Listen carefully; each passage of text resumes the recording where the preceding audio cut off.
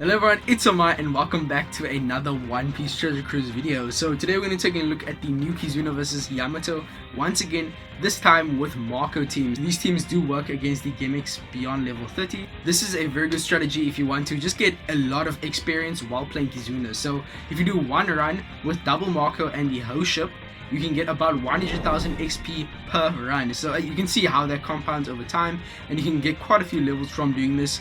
And I do recommend doing it if you don't care about having a high ticket multiplier, because we aren't running any of the boosters as friend captains, so you do lose a teeny bit of tickets, but I think the XP is really nice. And if you're doing assist requests, then I definitely think you should use these teams over higher point boosters for more tickets. So let's get straight into the video. These aren't exactly the most accessible teams, but this KIZUNA is quite difficult, and running Marco is very nice. He's pretty good in terms of damage because he provides a 2.5x attack boost. He has super class and he boosts quite a lot of good units. So let's get straight into the video. We have one team against each variant. For the first variant against the Dex boss here, we are running obviously double Marco. No supports for this team. I try to keep the supports to the minimum. I don't think we actually use any supports in these teams, so that's pretty cool. Not relying on those is very nice. So how this team works is, stage 1, we're gonna use the super class of Marco. So stage 1, we get our super class charged, we use it, and then we're just gonna kill the enemy from there. And then moving on to stage 2, we're gonna have to deal with quite a few debuffs.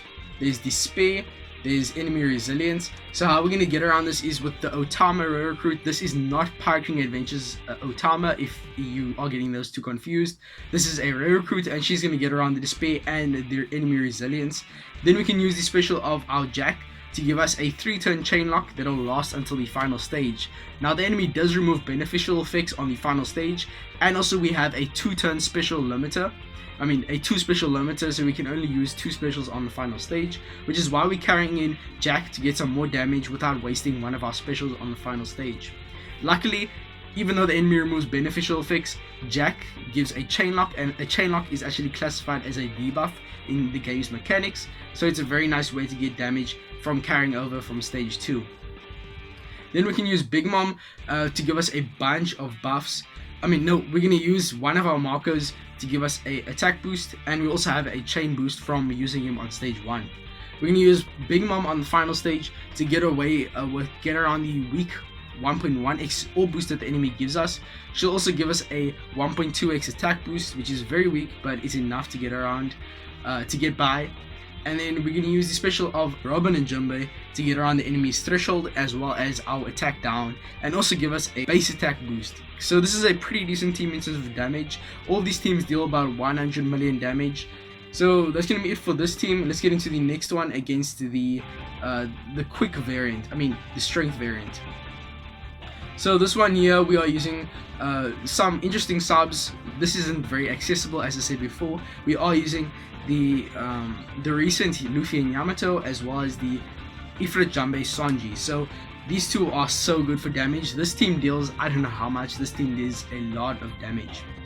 So how this team works is, stage 1, we're going to use our the super class of one of our Marcos, and then of both of our Marcos, and then we're going to move on to stage 2, where our specials will activate automatically, and then we can just chop away at law. The background mobs get killed with the special of your Marco, since it does go through enemy defense and also barriers. Then we're going to use our Frankie, and he's going to get around the paralysis and give us a bunch of matching orbs. From there, just kill the enemies. We don't have to activate any other specials. And then on the final stage, we can use Akainu to give us a conditional attack boost for ignited enemies. That will then get interrupted by the enemy, and the enemy will actually give us a buff. They'll increase the matching the effect of favorable orbs for Wano and similar up to 5x, usually a 2.5x for Wano, so that is a very nice buff for the team. It's a bit odd that enemy actually gives us a buff. Then we can use the swap, first the swap and then the special of our Luffy and Yamato. And then finally we can use Ifrit Janbei Sanji for a chain boundary, a chain boost, and as well as a super class for our free spirit characters. He'll also give us a base attack boost, so Ifrit Janbei is very good for damage. And then there's also the rush mechanic that Sanji has, which I really don't know how much damage this team does because it's so good. And then there's also the Wino orbs we have, which have been amplified by the interrupt from the enemy. So there's a lot of damage with this team, and I'm very happy with it. As for the resilience, we're just gonna use a damage reducer, and then we're actually gonna take a hit from the enemy and then allow the burn to kill them. So that's why we need a damage reduction, because at later levels the enemy is gonna be dealing a lot of damage. So we need to make sure we can survive for the ignite to kill. The enemy also has increased damage taken from Luffy and Yamato, so there's a lot of damage here. I'm very happy with this team. Let's get into the final one versus the int variant. Okay, so for the final boss, there's a lot of annoying gimmicks here.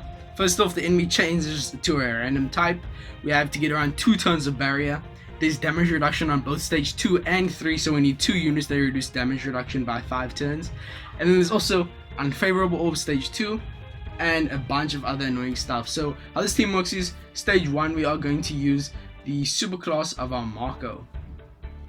After that, stage 2, the specials will activate automatically, and then we can use the special of our Robin. She's going to get around 3 of the 5 turns of the enemy damage reduction, and then we can get around the last 2 turns with the support of what's his face? Mr. 1. So this is a very good support, not very accessible. This team is not accessible at all. We have a lot of legends here, a treasure map legend, a limited rare recruit in Blackbeard, we have a support rare recruit, so not very accessible, but this team does a decent amount of damage, at least 100 million. So on the final stage we'll use the special of our Jumbe to give us a chain boundary of 3x, and then we're going to use him to get around the damage reduction on the final stage as well. Then we can use Blackbeard to give us a orb boost, as well as a a barrier reduction of 2 turns. And then we're going to finally use Ulti for giving us a base attack boost and a chain growth rate boost. We have a chain boost from Marco, an attack boost from Marco as well, so with all that we can kill the enemy very easily. As for the orbs, Blackbeard changes them into matching. Well, he changes them into int, which is counted as matching with Marco's captain ability. So I'm pretty happy with this team. Thank you guys for watching. If you have any questions about these, ask them down below. But with all that being said, I'll see you guys in the next one. Peace, and I'm out.